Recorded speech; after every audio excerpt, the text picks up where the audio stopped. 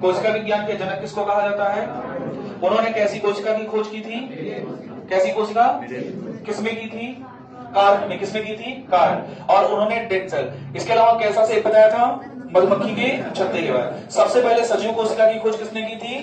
Antony von Leeuwenhoek ने। कैसी कोशिका? जीवित। कौन सी कोशिका?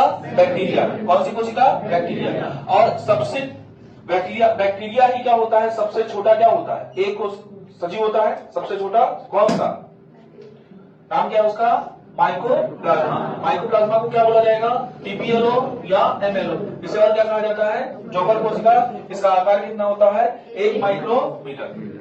ल्यूवेनहॉक ने इसके अलावा किसकी खोज की थी? आरबीसी की, शुक्राणुओं की, प्रोटोजोआ की। विषाणु की खोज की थी, इसीलिए इन्हें क्या कहा जाता है? Father of bacteriology. एक वैज्ञानिक और है जिन्होंने क्या किया? ड्यूरोचेट थे। इन्होंने बताया कि बहुत सारी कोशिकाएं मिलकर क्या बनाती हैं? उत्तक का निर्माण करती हैं। कोशिका शब्द जो सेल शब्द है, ये किसने दिया था? ये आपका हार्टबिग ने दिया था। किसने दिया था? हार्टबिग ने। फिर इन सब की बातों को संकलित करने का काम किसने किया था? स्लाइडन और सॉन ने।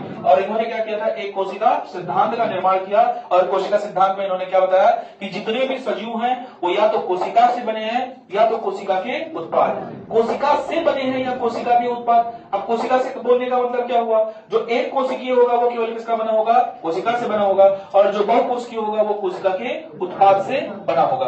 तो उन्होंने क्या कहा? सजीव एक कोशिकीय भी हो सकता है और बहुकोशिकीय। फिर उसके बाद एक वैज्ञानिक आते हैं जिनका नाम है रुडोल्फ विर्चोव। इन्होंने अपनी लैंग्वेज में एक स्टेटमेंट दिया। स्टेटमेंट क्या था? ओमनी सेलुलर ई सेलुलर। मतलब ओमनी का मतलब होता है जो कोशिका पहले से अस्तित्व में है। कहां है? पहले से अस्तित्व में है, उसी से नई कोशिका का निर्माण होता है। और कोशिका का निर्माण जो होता है वो कोशिका विभाजन के द्वारा होता है। यहां तक की बातें समझ में आ जाएगी। सबसे छोटी कोशिका हमने बता दिया आपको क्या कहा जाता है? जीवाणु है। और जीवाणु में कौन सा? माइक्रोप्लाज्मा।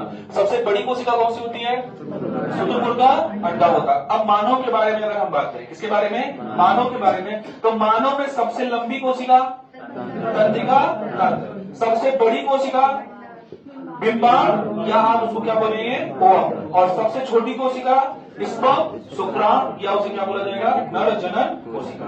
क्या ये यहां तक की बात समझ में आ गई? कल हम लोग जो पढ़ेंगे वो क्या